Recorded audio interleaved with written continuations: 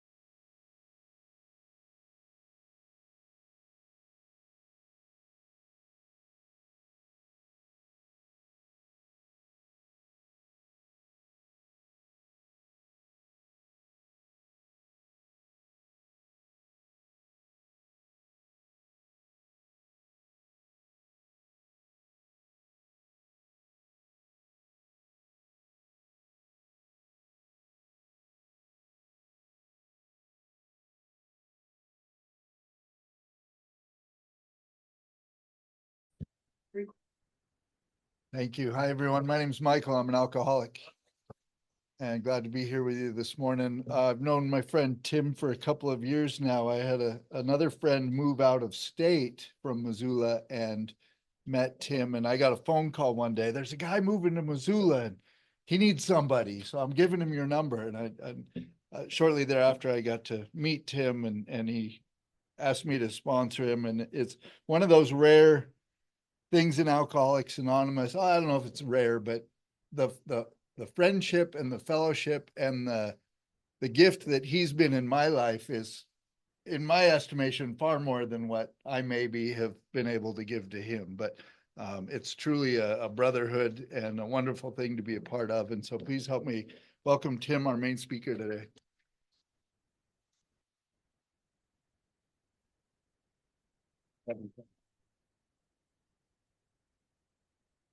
Okay, you guys hear me okay? Is there a timekeeper? Anybody? Okay. My name's Tim. I'm an alcoholic. I got sober on November 7th, 2011. These moments for me are both wonderful and terrifying. Terrifying because I don't know what you're going to think about me. I think you're going to judge me. That's been one of the through lines in my story and really my life, but it's also been that feeling of not being accepted and being judged has also what led me to my bottom, and also what has kept my feet firmly planted in this program, which is a spiritual journey. So what happened. I can't make up my story. I can only tell you what it is. But I came I grew up on an East Coast family, and kind of a traditional family where in that generation and at that sort of society, cocktail hour and that sort of social drinking environment was normal. So as a kid, my model for what it meant to be an adult and be sort of uh, accepted was to participate in that very formal cocktail hour thing. I remember sitting on the ground as a kid and looking at everybody having fancy drinks and talking and being very I don't know. I just thought that's what I was supposed to do. Um, and my family broke apart due to my mother's alcoholism when I was pretty little. Um, and I think, you know, I can see this now, but at the time I didn't really understand what that did to me. But I think that's where I started to feel really unsteady. Um, the world, the balance, the way that everything worked just kind of disintegrated. So I just felt lost.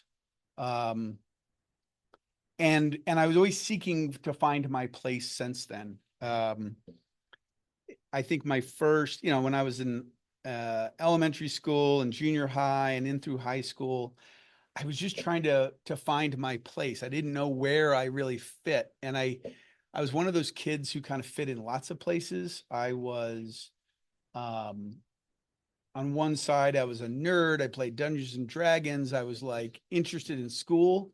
On the other side, I was a star athlete on the soccer team and the basketball team, and running track. I liked drama, so I was in the theater stuff. I raised my hand in class because I was curious.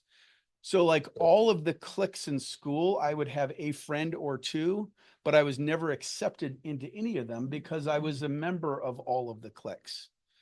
And so I just kind of bounced around. And then because my parents had gotten divorced, I spent half my time growing up on the East Coast, um, and then in a private school, fairly affluent, well, very affluent neighborhood. But then in the summers, I'd be out in Arizona, riding horses in the desert with my mother. And we lived in a rent controlled apartment because she was, you know, single mom and trying to make ends meet and struggling with her own alcoholism. So the contrast of these worlds, plus trying to figure out where did I fit in the equation, um, I just I never felt like I had an anchor. So when I went to college, I went to school in Colorado. Um, my first roommate was a deadhead, and I hadn't really partied much in high school. I because I wasn't invited to many parties, but when I did get invited, um, I drank. I did whatever seemed to be the thing to do. So that I could fit in essentially.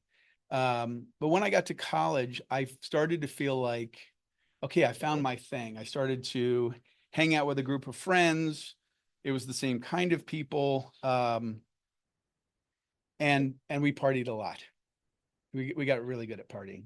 Uh, Drugs are part of my story. It was always sort of a side dish to my drinking. But by the time sophomore year of my college came around, we were partying so much that when we moved out of our house, we had three different bands, like people in our house were in bands.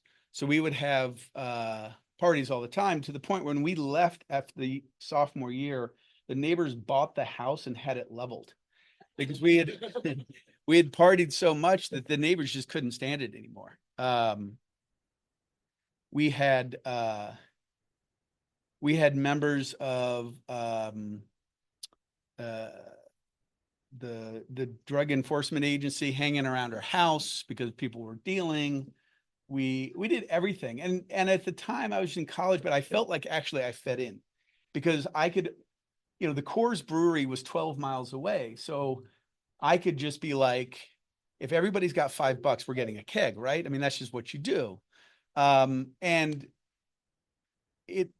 now I look back and I realized that doing more, going further, it's a Wednesday night, we've kind of done our homework, let's get a keg. That energy of like creating an environment where I could really drink the way that I wanted I got addicted not only to the alcohol and the drugs, but really that feeling of creating a space where I could just do what I wanted to. Nobody would make, no one would judge me. And I felt like I fit in because we were in college. And so everybody just was doing that. It seemed like the thing to do.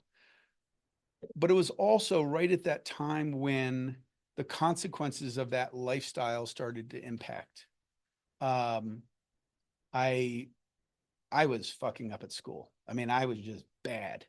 And I almost didn't make it out of school. I mean, at the end of that sophomore year, it was sort of the first time where I started to feel the consequences of that party lifestyle.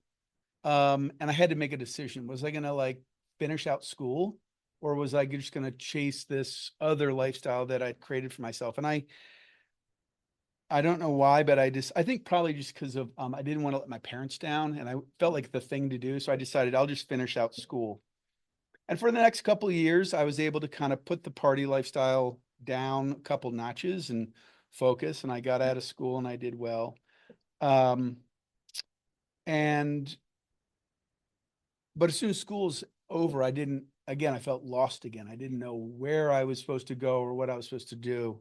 I was looking for the signal from outside of me to kind of tell me which direction to go. I started a bungee jumping business with some buddies right at the end of college. So for like a couple of years, I ran a bungee jumping business. I had a hot air balloon and a crane, and we traveled around, and it was like being a rock star. I mean, we would roll into town with a crane or a hot air balloon, and we'd make, 40 grand in a weekend. And so we were always kind of high and drunk when we weren't actually running the bungee jumping part. My father was a pilot in the Navy, so I had this other side of me that was very like precise and safe. So when we were running the bungee jumping, it was like tight. But as soon as it was over, it was like, let's fucking go. Let's party. And it was like, you were like a rock star. I mean, at that time, it's funny. I look back now and I realize the title of my business was Vertical Addictions. And I was addicted to the alcohol, the drugs, and the adrenaline and the fame and the feeling like now I've got some outside signal that's telling me that Tim's okay. Tim fits in. He's got a role in the world.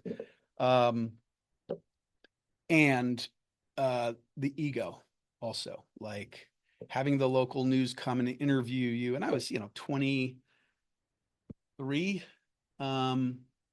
So having the news put a camera in front of you and reporters and taking your picture, it just started to fuel this sort of sense that I was okay, but I knew inside I really wasn't okay. I was just sort of drifting. And then my mother died suddenly, right at the time my business collapsed. And I was like, I didn't know what to do. It happened very suddenly in 3 days. So me and two buddies took off for Central America. We drove a 1959 Chevy wagon from Kansas to Guatemala. And we spent 6 months down there cruising around, partying, just being, hippies on tour in Central America. And it was an adventure.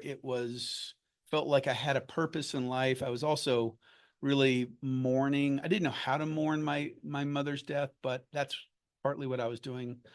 Or in reality, what I was doing was numbing my loss. I hadn't really figured out how to deal with it. Ran out of money, came back, and just tried to figure out, okay, what am I going to do next? And I ended up taking some of my inheritance from my mother's death and investing it in one of my best friend's fathers had a company making functional art. And so I poured money into the business, and I did that for a couple of years because I thought, okay, well, now I've got a place. I've got thing to do and I've got a job and I'm a business owner again. Traveled all over the US, went to trade shows, and we grew the business. It was very, very successful, but really poorly managed. And for me, it was just, it created the environment for me to feel like I had my shit together, but really I was just drinking as much as possible on the side. So my story, just each step, it's like I created these environments where I felt like everything was okay, but really it wasn't. And the alcohol was this mask to, so I didn't actually have to deal with the real stuff that was going on inside of me, but I had this outside story that made sense to the outside world. Oh, look, Tim's doing this thing. He's doing this other thing. But inside I was lost. I didn't know where I belonged. And so the alcohol kind of helped me believe the story that I was creating. And my grandfather died. And that he was also a guy that was very close to me. And what that did was those two deaths brought very, very quickly into focus, like, what is the meaning of all this? Like, what is actually important? And I had to look at it. And so I got out of that business, and my stepfather and I took some motorcycles and rode up to Alaska. And I spent 3 months basically living off the back of a motorcycle and cruising around trying to find out what was my purpose. And it was on that trip I started to explore my spiritual journey in a more purposeful way. I'd grown up in sort of Episcopalian family. We went to church, but it never really meant anything to me. I just felt another thing that I don't really fit in with. But on that trip in Alaska, I started to get connected to something inside of me. I didn't know what it was, but I knew that when I listened to that little quiet voice, I knew what the truth was. And I knew for me at that moment that I wanted to pursue a life as a creative person. I didn't know what that was going to look like. I didn't know how I was going to do it, but I knew that for sure. So I came back and I tried to piece that together. I tried writing screenplays. I tried being a journalist. I tried everything I could. And I met a woman who was in the advertising business, a copywriter. And I thought, yeah, that makes sense to me. So I went for that. And during that time, as I was exploring what I was going to do, I was still drinking. I was still trying to find my place, but I knew, okay, advertising. So I decided to go from Northern California, where I was living, to Miami to go to graduate school. And the woman that I was seeing at the time decided to come with me. I got really lucky because she married me later, but that was a big jump. And it was the first time I felt like I had a purpose. Well, South Beach in the 90s was a great place to be an alcoholic. The nightclubs, and also, by the way, being a writer when all the cool writers were drinking and doing drugs, and then also advertising, like, let's go. If you've seen the show Mad Men, that's not far from the truth. And so I got out of school, proposed to my then girlfriend. She said yes. We moved to Chicago, and I had my first job in advertising at a big advertising agency. And the drinking just kept getting bigger, but the drinking was fancier. So I had this sort of, staying in nice hotels, going to LA, filming TV commercials, flying business class, getting served fancy drinks. So it kind of connected to that childhood. Like, now I'm okay. And the drinking isn't bad drinking. I'm not an alcoholic, but also I already knew I totally was an alcoholic. But I could tell this story to myself. I've got a job. I've got a wife. And my job, you kind of have to drink if you're going to be good at it. And so the more that I got into that, the more I had to drink to convince myself that it was true, when I knew in my heart and my soul that it wasn't true. So this flywheel of denial that I had to keep upping the ante, and I had to work really, really hard to be successful so I could tell myself more lies so that I could feel more okay, even though inside I was feeling less and less okay. It was the worst. I say it was like the beginning of, in Star Wars when they're in the trash compactor and the walls are coming in and I'm putting up like the cross beams to try and stop it and nothing's working and I'm starting to get crushed. That's when it really started to feel like I was getting crushed. But on the outside, people were saying you're doing such a great job. And inside I was actually saying, I'm not, I'm doing worse. So we left Chicago, moved back home when my son was born to the DC area. Um, was there for a couple years and there now I'm trying to be dad and hide my drinking, which meant going down to the basement um, to, decompress at the end of a long day, which meant drinking as much as possible, smoking bowls, like just trying to live, cover up the feelings. Um, then I got an opportunity to move to Europe and moved there. And for 8 years, the progression of the disease just accelerated. It was just, the details aren't important. It was just more. It was more drinking, more feeling like I didn't know. I just had to keep drinking more and more to feel like it was okay. And the more it wasn't okay, the more I had to drink. Um, but that little voice that was inside of me started to speak to me more clearly. When I would sit quietly for a moment or two, I did start to hear that voice that say, Tim, you're not doing okay. Your mother was an alcoholic. I knew what alcoholism was, and I knew that I wasn't okay. And I started to, that voice got a little bit louder and a little bit more clear. The greatest irony of my journey was that my sister is also an alcoholic, wrapped a car around a tree, and my parents got someone to do an intervention to help our family. And so I, I'm in the middle, I'm in like the peak of my alcoholism. And I was the one to get my sister to attend this like 2-day thing on let's do an intervention on her. So I flew from Zurich, where I was living, back to DC, and we spent 3 days with a guy that, explored and taught us about what alcoholism is and how it works in the family. And his approach is not like pounce on the person, but like, let's just have an honest conversation about what the disease is. And at the end of the 2 days, he gave everybody in the family his opinion. He said to my sister Margie, there's a bed at there's a space for you in a treatment center if you're ready to get help. Doors open for you. There's a plane ticket. You can get on the plane tomorrow, and we'll take care of your kids. My parents, he was like, there's a thing called Al-Anon. You might want to check that out. And he said to me, I think you should do 30 days of Al-Anon and 30 days of AA, and you'll figure out which one you should be in. And I was like, yeah, whatever. I got back on the plane, flew back to Zurich, and continued right where I was. But those last couple years, I was holding on during the day so that I could, in Zurich, you can drink outside, open container. So I'd get off work, I'd sit by the train station, I would drink a couple beers so that I could then drink a beer on the train to get home. So that when I got home, I could then drink normally, which meant a couple bottles of wine. And then when my wife would go to bed, then it was a couple scotches and that was like a Tuesday night.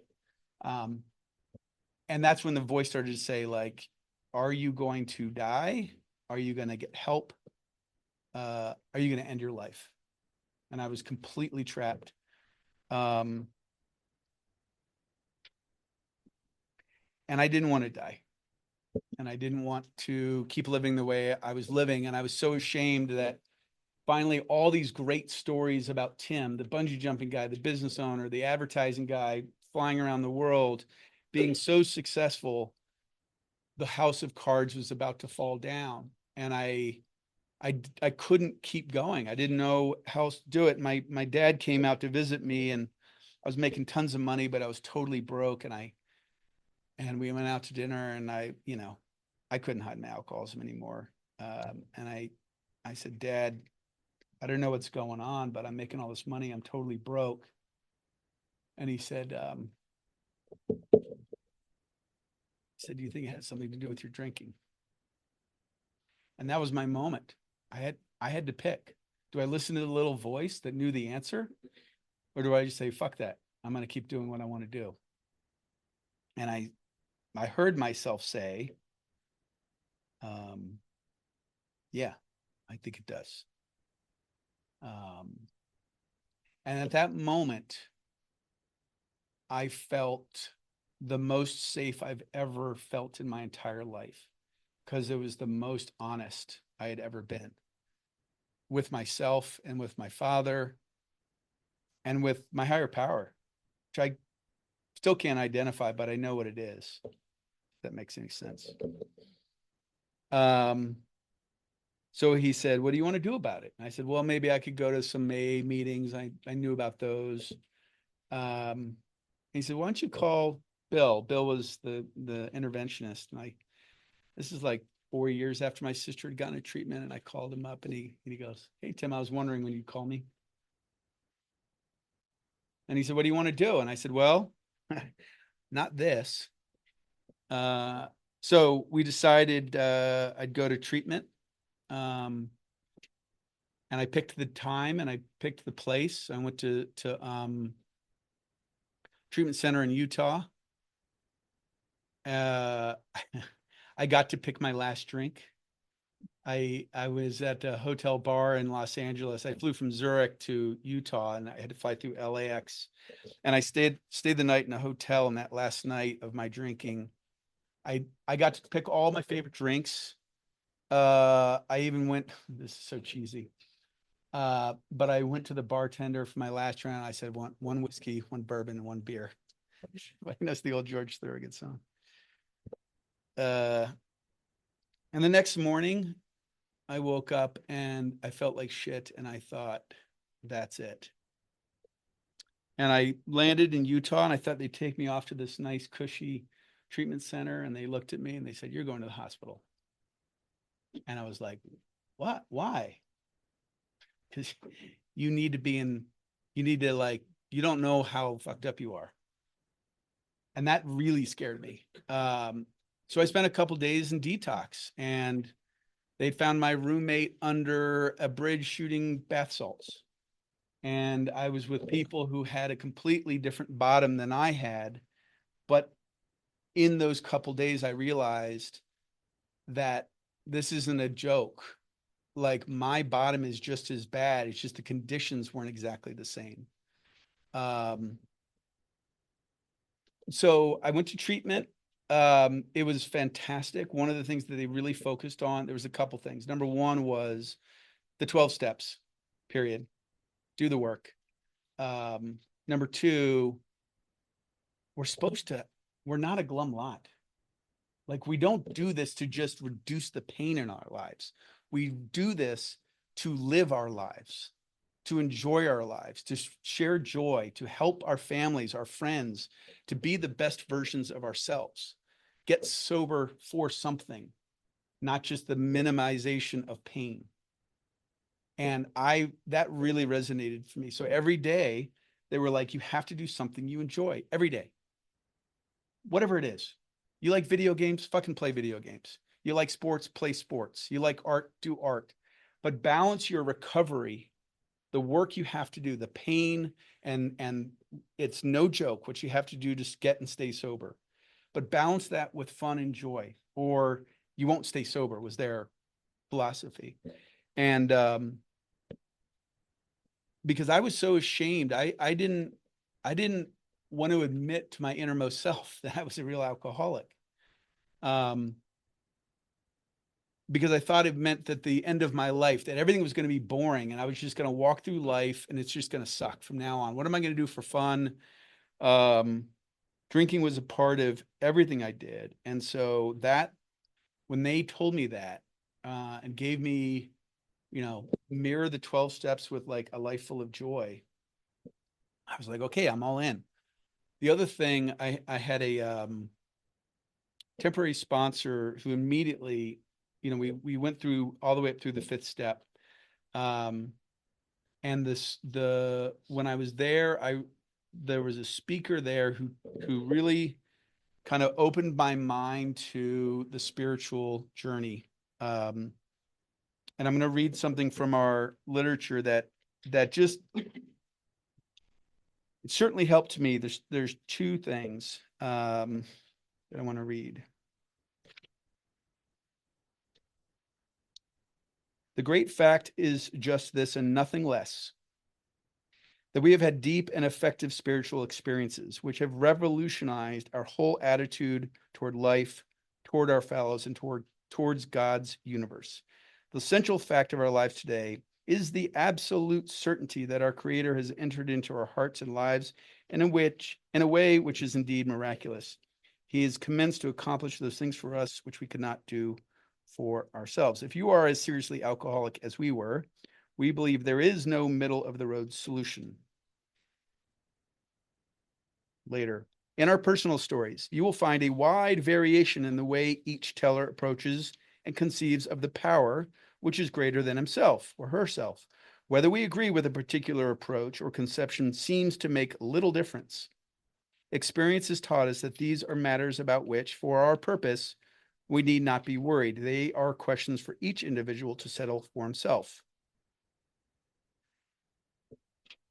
When I was in treatment and later in Zurich, and then coming back to the States, I have had fellows in this program who are Native people, who are Muslim, who are Jewish, who are Christian, who are agnostic, who are atheist. And my experience has been, it simply does not matter any of those things. What matters is whether this program leads you to a connection with a higher power of some sort. On one proposition, however, these men and women were strikingly agreed. Every one of them has gained access to and believes in a power greater than himself. This power has in each case accomplished the miraculous, the humanly impossible. As a celebrated American statesman put it, let's look at the record. Here are thousands of men and women, millions, worldly indeed. They flatly declare that since they have come to believe in a power greater than themselves, to take a certain attitude toward the power and do certain simple things, there has been a revolutionary change in their way of living and thinking. In the face of collapse and despair, in the face of total failure of their human resources, they found that a new power, peace, happiness, and sense of direction flowed into them. And that happened to me. 100%. When I was in the first week and I was in treatment, every morning there was a group of people that went and meditated and did yoga upstairs, and we'd watch the sunrise. And there was a part of me that was like, this is weird. And there's a part of me that was like, this is awesome. And I did have one of those spiritual experiences where the light just flowed in. It was like a flushing of the toilet. All of the shit and all of the like stories. I just knew the truth. And this guy spoke at our treatment center, and he talked about, he said, no matter what happened before, the solution is actually pretty easy. He said, I guarantee you, he used the word guarantee, I guarantee you, if every morning you wake up and you spend a little bit of time, 2 minutes, 30 minutes, whatever it is, connecting with your higher power, whatever that is, read 2 pages of our literature and read 2 pages of spiritual literature, I guarantee you, not only will you stay sober, but your life will change. And I said, okay. I mean, I was so ready for whatever the answer was.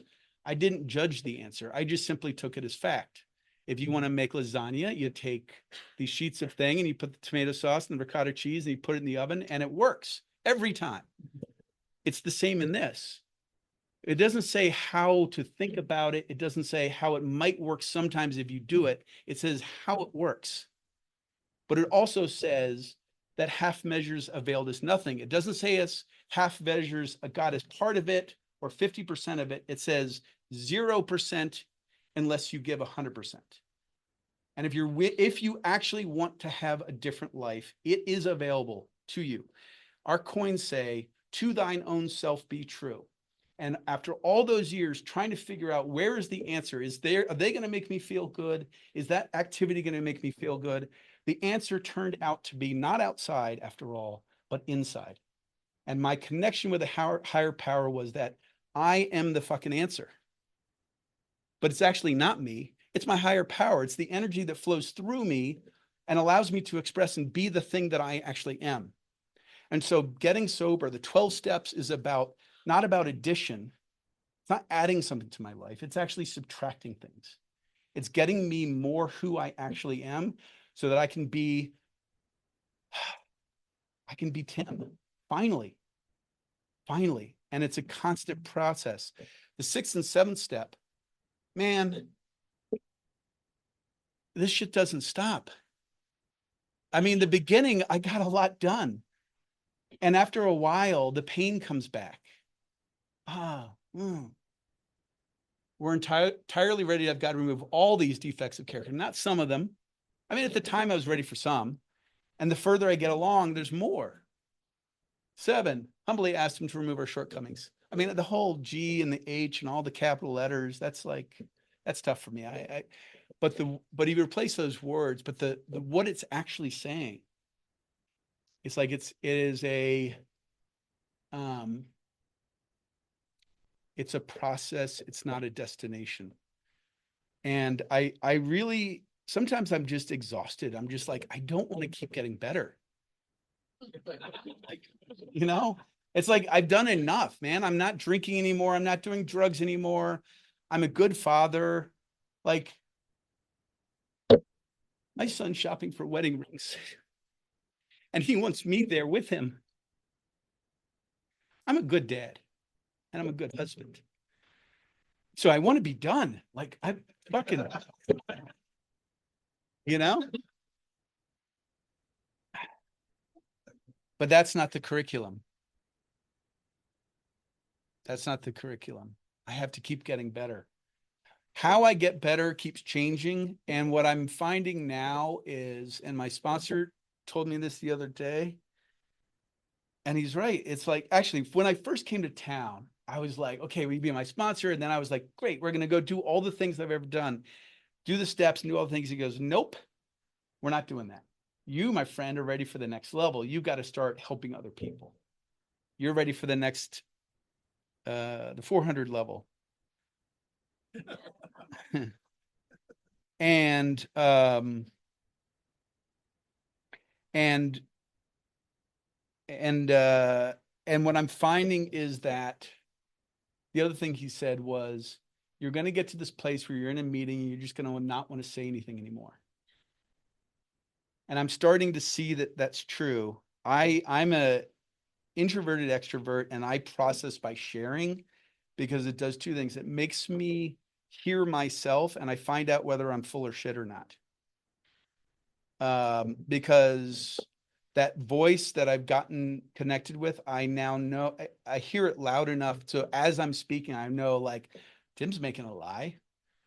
So I still need to share and say things out loud. But I'm also am getting to this place where my job isn't to work on me so much, it's to help other people. And that sounds so arrogant as I say that. But what I mean by it goes back to that, this program is a program of subtraction. Is that I know that my and all of our purpose is to express love. At the end of the day, we're just trying to clear enough shit out so we can actually be there for each other and help each other. That's the game. That's the whole thing. And the more that I get out of the way of that, the less it's about me and the more fun I have. That doesn't mean that I become St. Francis and like have no thing for me, but am I trying to suck the energy in, or am I trying to pull it out and be of service to others? My analogy is like, am I petting the cat the right direction? You know, if I go this way and the energy's coming out, it feels good. When I try and pull it in like I used to, it doesn't feel good.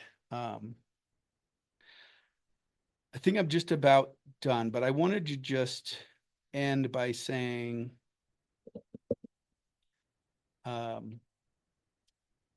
two things. Number one, for me, my higher power is real. It's not a concept. And I've figured that out by trial and error. There's a spiritual dude named Ram Dass who I listened to a bunch of his old tapes, and he had this concept of like, are you staring at, is your religion the looking at it when really the thing is up there? In other words, if I'm coming to the ritual of a religious practice, that can provide solace, but the real work is inside. And so I've had to actually find out whether my higher power is real by asking it to help me.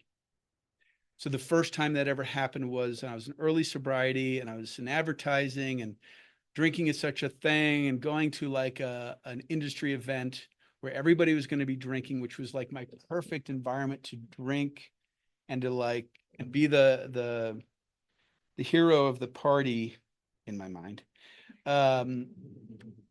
And I was terrified to go. And I asked my higher power, because someone told me, just ask your higher power to go with you. So I did. I walked in the room, waiter came up and said, would you like something to drink? And I heard myself say, yeah, I'd like a soda water. And for the rest of the night, not a single person asked me, would you like wine? Do you want a scotch? Do you want a thing?